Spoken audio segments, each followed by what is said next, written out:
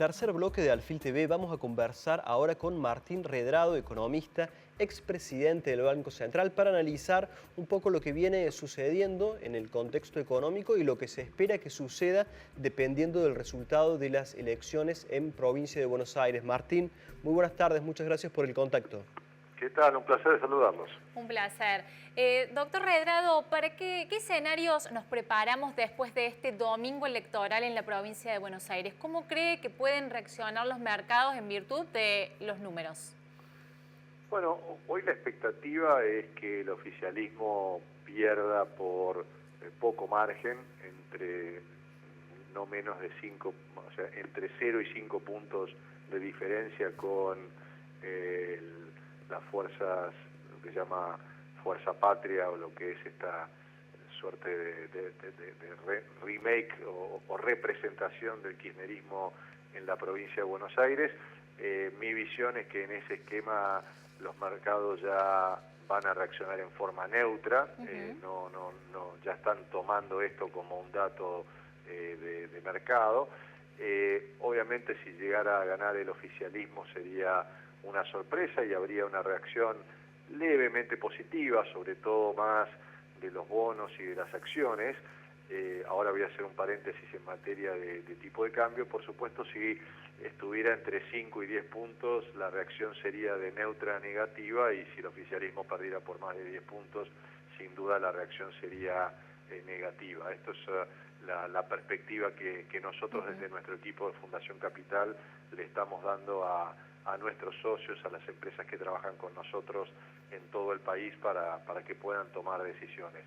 No creo que haya grandes variaciones en la política cambiaria en cualquiera de los resultados que veamos el día domingo, en el sentido de que a la Argentina le están faltando divisas, le están faltando dólares, y esta política de ir incrementando la tasa de interés, que a mi juicio no es la adecuada sobre todo para los sectores productivos.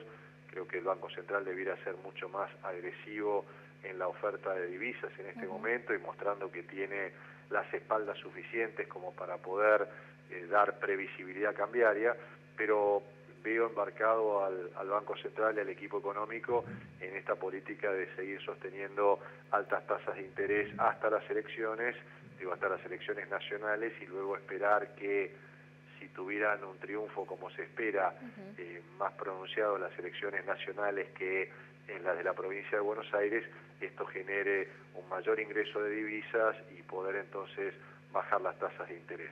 Pero bueno, veremos cómo se van manejando también los 33 días, creo, hábiles que quedan entre el 7 de septiembre, digo días hábiles porque son los días en donde hay mercado, entre el 7 de septiembre y el 26 de octubre. Redrado, la volatilidad que estamos transitando, ¿se puede explicar por el riesgo Cuca, como dice el ministro Toto Caputo, o hay más factores para poner en el tablero? Mire, yo siempre miro a los factores técnicos y después, si quiere, le agrego a los factores políticos, pero el desencadenante de esta crisis o tensión cambiaria la tenemos entre el 10 y el 15 de julio, cuando se desarman lo que se llaman las letras fiscales de liquidez, que son básicamente los instrumentos en los cuales los bancos invertían la liquidez diaria. Usted sabe que un banco todos los días lo que hace es tomar depósitos de la gente y prestar plata a los consumidores o a las empresas, y bueno, lo que sobra siempre tiene que colocarlo, como lo hacía hasta ese momento, dentro del Banco Central, en un instrumento que era la letra fiscal. Al extinguirse esa letra fiscal, se generó una inyección de pesos, y estos son datos concretos. Si usted mira el balance del Banco Central, entre el 10 y el 15 de julio se inyectaron 10 billones de pesos, es decir, un 33% de la cantidad de dinero de la base monetaria. Subió la base monetaria de 33 a 43 billones de pesos.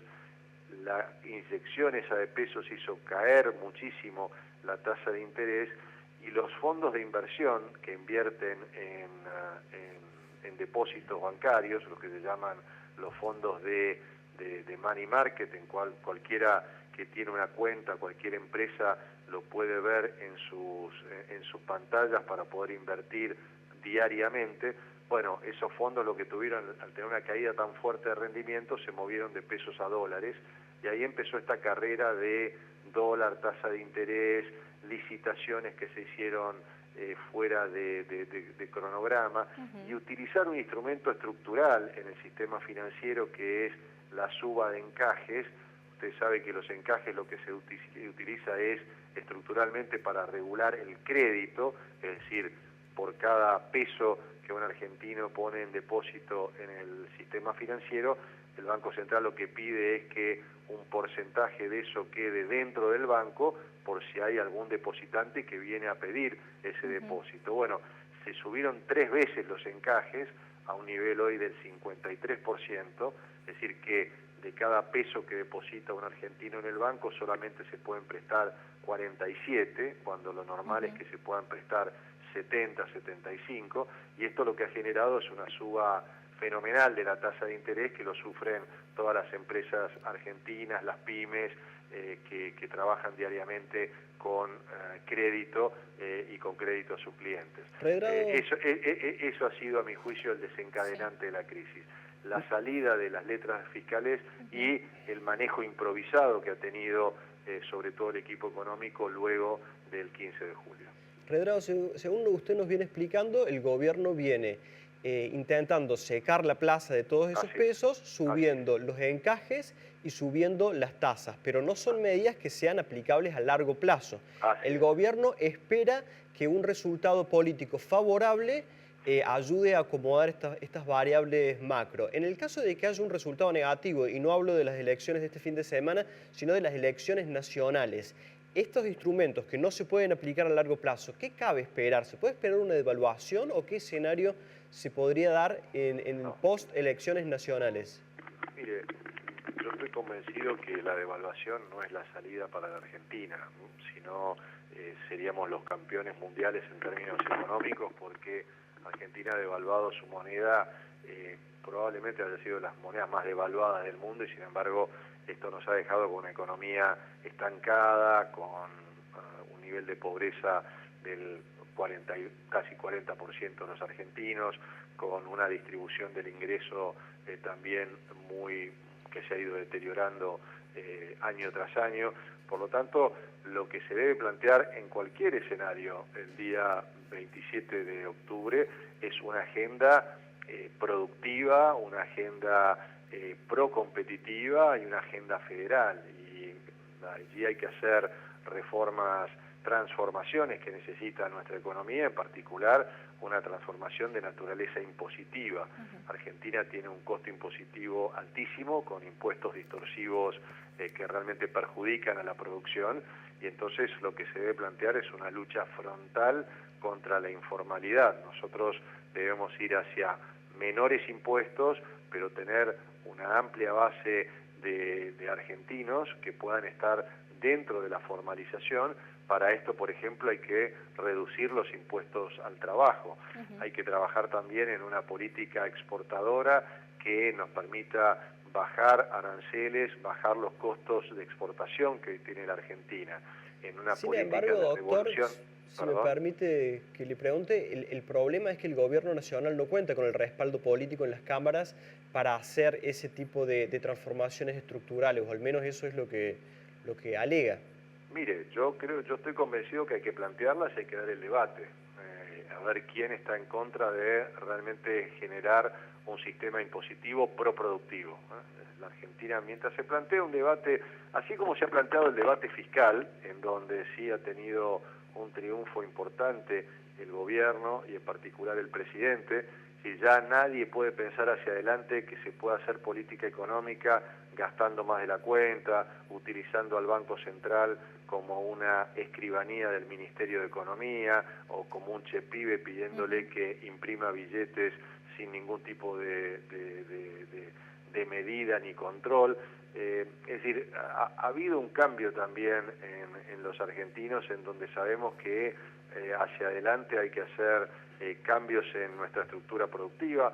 en inversión en infraestructura también, que eso, bueno, el gobierno nacional no lo quiere hacer, pero sí que le deje a las provincias poder hacerlo y poder financiarse con organismos multilaterales de crédito como el Banco Interamericano de Desarrollo, la Corporación Financiera para el Desarrollo de los Estados Unidos, que empieza a ser muy activa en el financiamiento de infraestructura en la región.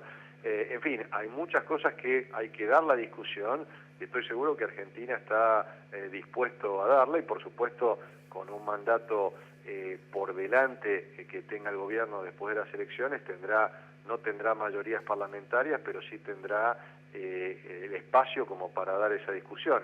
Yo creo de todas maneras que estando o no ese espacio, la discusión hay que darla, porque el equilibrio presupuestario no puede ser un fin en sí mismo, es un pilar como para poder construir el edificio que pueda albergar a todos los argentinos, pero no podemos pensar que el fin en sí mismo de la política económica es el equilibrio presupuestario, sino tiene que ser un medio para trabajar sobre una revolución impositiva, una revolución exportadora, una revolución de la infraestructura, una revolución federal para devolverle a las provincias los recursos que necesitan. Doctor, en fin, ahí entonces los intereses convergen. Sí, muchos de estos conceptos que usted enumera son los que están planteando espacios de centro como la Liga de Gobernadores que se ha llamado Provincias Unidas.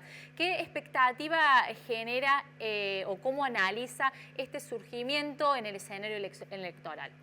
Bueno, me parece importante, pero me parece importante también que surjan con proyectos específicos.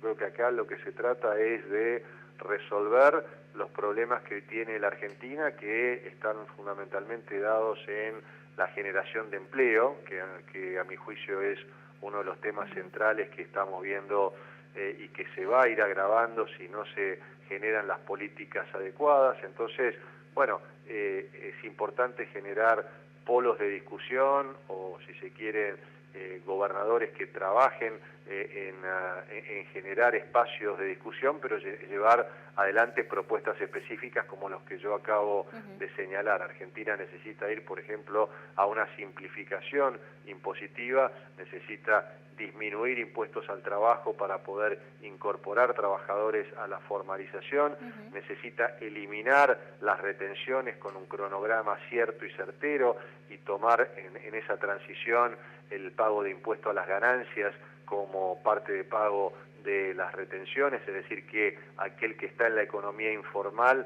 entonces tenga que formalizarse pagando impuesto a las ganancias y no pagar retenciones, y aquel que está pagando impuesto a las ganancias dejar de pagar retenciones. En fin, creo que no solo hay que generar grupos políticos, sino hay que generar ideas fuerza que puedan superar al equilibrio presupuestario como eje de la discusión en la Argentina. Bueno, muy bien, doctor Martín Redrado. Muchísimas gracias por esta conversación.